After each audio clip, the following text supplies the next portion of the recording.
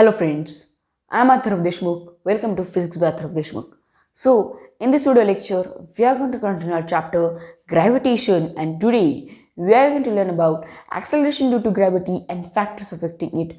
So, हमारा जो ये सीरीज थी acceleration due to gravity and factors affecting, ये जो टॉपिक था हमारा, इस टॉपिक के हमने पहले दो पार्ट्स बना लिए हैं.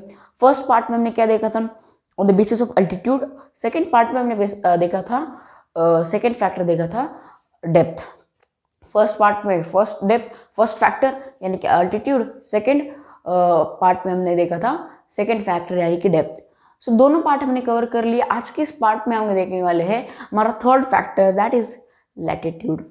सो आखिर लैटिट्यूड होता क्या है, ठीक है. तो देखिए अभी हमारा जो आज का वीडियो किस पर है, हमारा एक्सेलरेशन ड्यू टू ग्रेविटी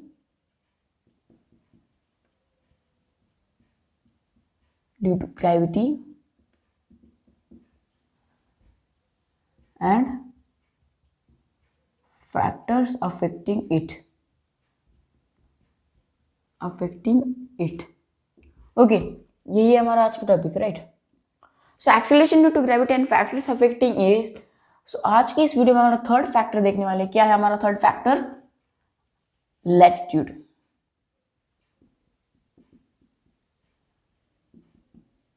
देखिए आखिर क्या होता क्या है ये latitude. What is mean by latitude? Latitude मतलब कि जो डिस्टेंस होता है नॉर्थ और साउथ में, राइट. हमारे जो पोल्स होते हैं अर्थ में, क्या होता है, इक्वेटर और पोल.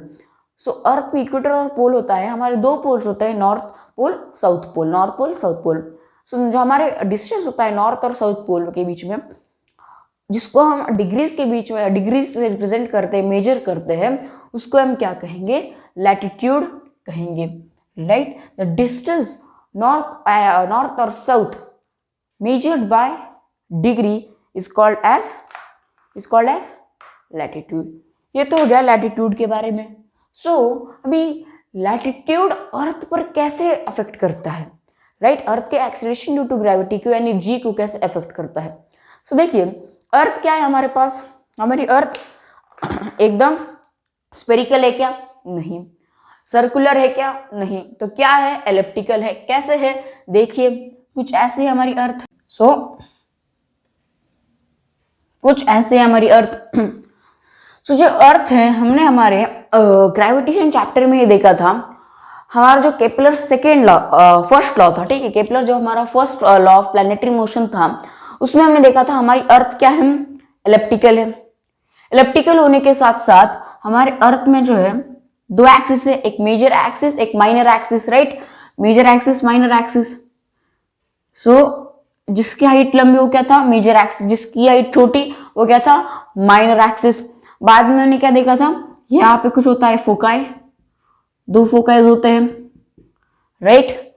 मेजर एक्सिस पर क्या होते हैं? दो फोकाई होते हैं. जो दो फोकाई होते हैं, एक पर सन एक पर अर्थ, ऐसा होता है.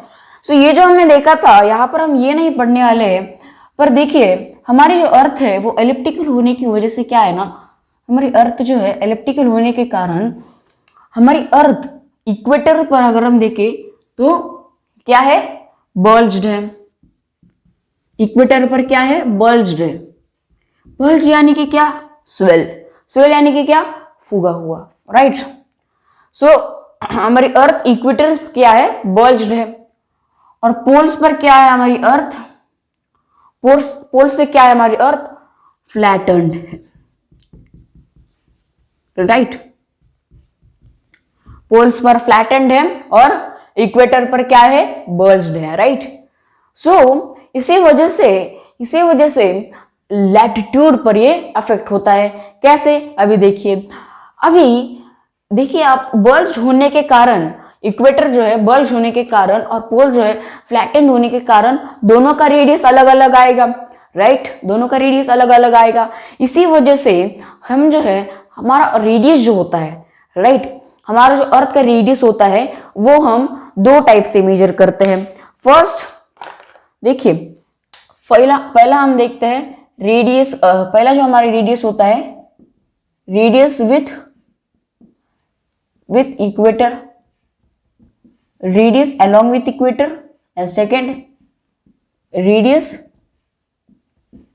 along with pole, यानी कि रेडियस की मेजरमेंट इक्वेटर के साथ और रेडियस की मेजरमेंट पोल के साथ, दो टाइप से हम रेडियस की मेजरमेंट लेते हैं। सो जो रेडियस की मेजरमेंट हम इक्वेटर के साथ लेते हैं, राइट। सो यहां पर मैं आपको लिखूं रेडियस, मेजरमेंट ऑफ रेडियस, ठीक है। सो measurement of radius of earth along with क्या, इक्वेटर, यानी कि यहां पर हमारी क्या रेडियस है, राइट। यहां पर हमारी क्या रेडियस है, क्योंकि यही तो होता है इक्वेटर, राइट। ये क्या होता है, इक्वेटर होता है, और ये क्या होते हैं, पोल्स होते हैं। ये क्या हुआ, पोल्स है। So measurement of radius of earth along with equator is called as equatorial radius, जिसको हम किससे रिप्रेजेंट करेंगे, आर ई से रिप्रेजेंट करेंगे। सो ये क्या होगा हमारे पास, आर ई हो गया, राइट। सो रेडियस जो कि हम इक्वेटर के साथ मेजर करते हैं उसको हम क्या कहेंगे, इक्वेटोरियल रेडियस, जो कि क्या है, आर ई। सो ये तो हो गया आर ई। अभी radius along with poles, so measurement of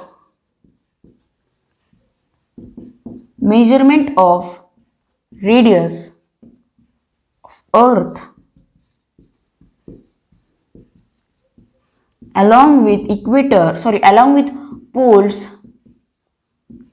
is called, इसको हम क्या कहेंगे, पोलर रेडियस, राइट।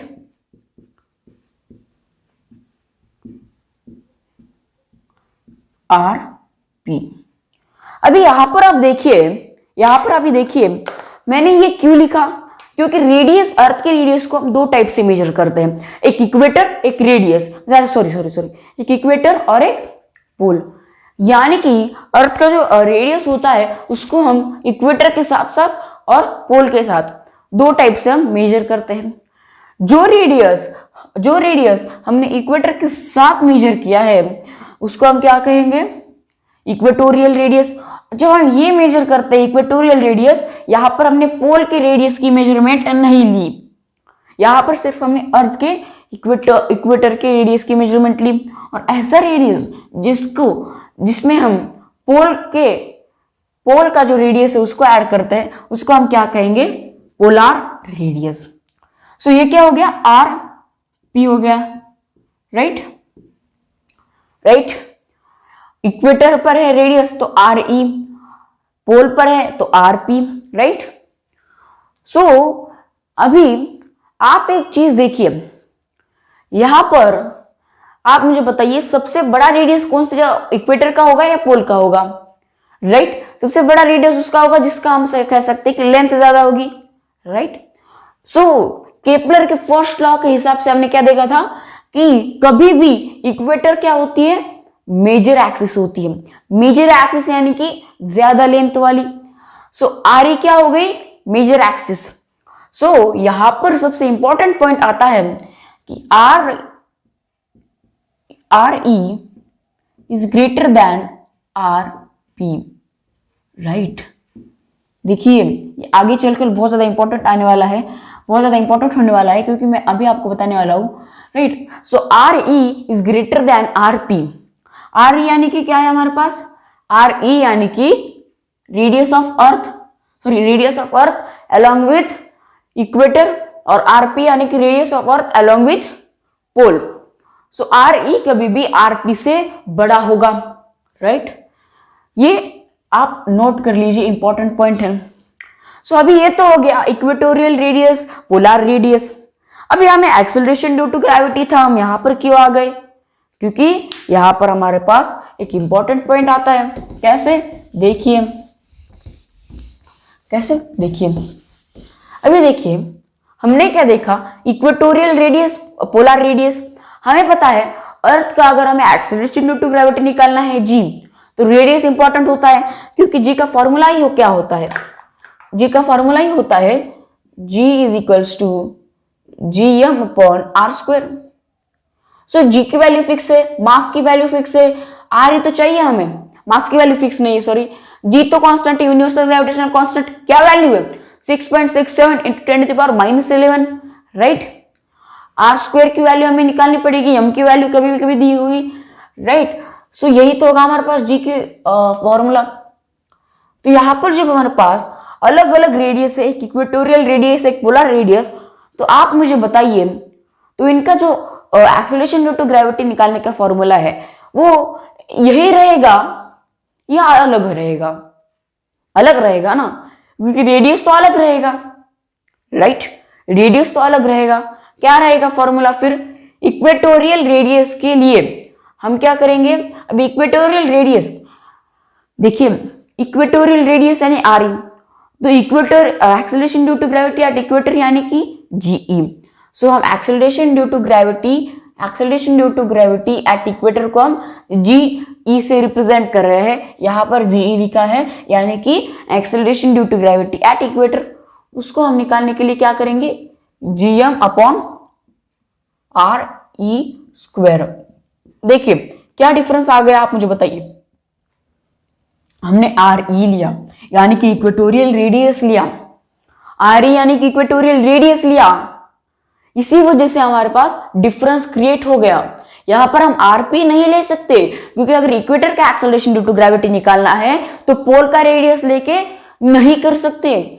अगर acceleration due to gravity equator का निकालना है तो इक्वेटर का ही रेडियस लेना पड़ेगा, यानी कि इक्वेटोरियल रेडियस लेना पड़ेगा। अगर पोल का एक्सेलरेशन ड्यू टू ग्रेविटी निकालना है तो क्या लेना पड़ेगा, पोलार रेडियस लेना पड़ेगा, आरपी लेना पड़ेगा।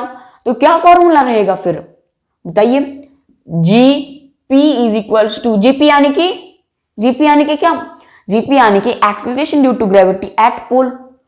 सो उसको हम क्या करेंगे, GM upon R P square, right. ये फॉर्मूला होगा जब आपको एक्सेलरेशन ड्यू टू ग्रेविटी निकालना है इक्वेटर पर, तो ये फॉर्मूला यूज कीजिए। एक्सेलरेशन ड्यू टू ग्रेविटी निकालना है पोल पर, तो ये फॉर्मूला यूज कीजिए, सिंपल है, राइट। सो अभी यहां पर एक सबसे बड़ा टर्निंग पॉइंट क्या आता है, यहां पर सबसे बड़ा टर्निंग पॉइंट ये आता है कि देखिए अभी, ठीक है, ये तो काम हो गया हमारा इक्वेटोरियल रेडियस और पोलर रेडियस, ये तो हमारे पास हमारा पॉइंट हो गया। सो अभी हमें क्या देखना है, एक्सेलरेशन ड्यू टू ग्रेविटी तो हमें पता है बदलेगी। इक्वेटर पर कुछ अलग रहेगी, पोल पर कुछ अलग रहेगी। हमने क्या बोला, acceleration due to radius of equator क्या होगा, कभी भी ज्यादा होगा in compare to radius of pole. तो अभी एक ट्विस्ट ऐसा आएगा कि अगर R E is greater than R P, but GE और जी बी के बीच में क्या रिलेशन होगा। देखिए आर ई और आर पी के बीच में तो आर ई बड़ा है, तो जीई और जी पी के बीच में कौन बड़ा रहेगा, आप मुझे बताइए, राइट। आप सोच रहे होगे कि जीई तो बड़ा रहेगा क्योंकि इसका रेडियस बड़ा है, right. Acceleration due to gravity on equator वही तो बड़ा होगा क्योंकि रेडियस ऑफ इक्वेटर ज्यादा है, पर नहीं, यहां पर acceleration due to gravity at pole बड़ा रहेगा, right. Acceleration due to gravity जो है हमारे पास पोल पर ज्यादा रहेगी। देखिए acceleration due to gravity pole पर हमारे पास ज्यादा रहेगी। सो इससे एक बहुत बड़ा हमारे पास फिजिक्स की बहुत बड़ी कंसेप्ट क्या मिलती है, ठीक है, फिजिक्स की सबसे बड़ी कंसेप्ट हमें क्या मिलती है कि यहां पर देखिए acceleration due to gravity increases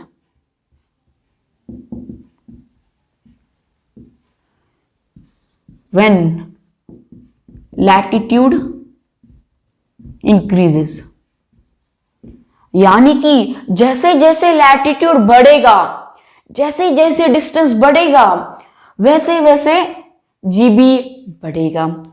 right, ये सबसे बड़ा पॉइंट है। और यही हमारे पास आ गया, लैटिट्यूड पर एक्सेलरेशन ड्यू टू ग्रेविटी कैसे डिपेंडेंट होती है। इससे हम ये लिख सकते हैं G is directly proportional to L।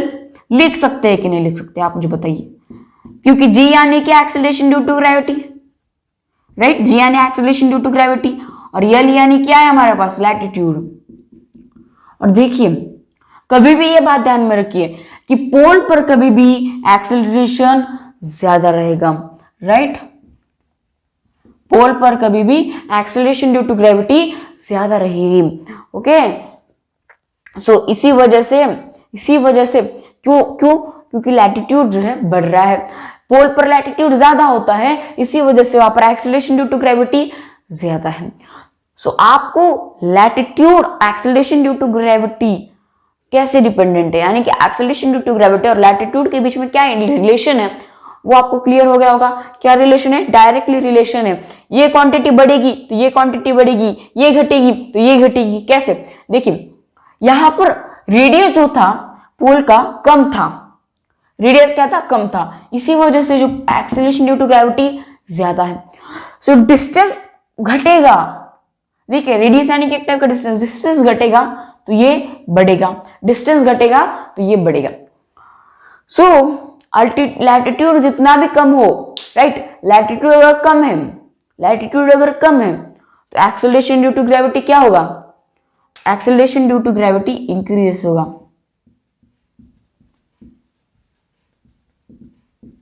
Sorry, यहां पर एक्सेलरेशन ड्यू टू ग्रेविटी लिखना भूल गया था। So acceleration due to gravity increases when latitude increases, यानी कि दोनों भी डायरेक्टली प्रोपोर्शनल है, एक बढ़ेगा तो दूसरा बढ़ेगा। सो आज के वीडियो अगर आपको अच्छा लगा है तो इस वीडियो को लाइक कीजिए, शेयर कीजिए अपने दोस्तों के साथ, सब्सक्राइब कीजिए मेरे चैनल को। Thank you for watching.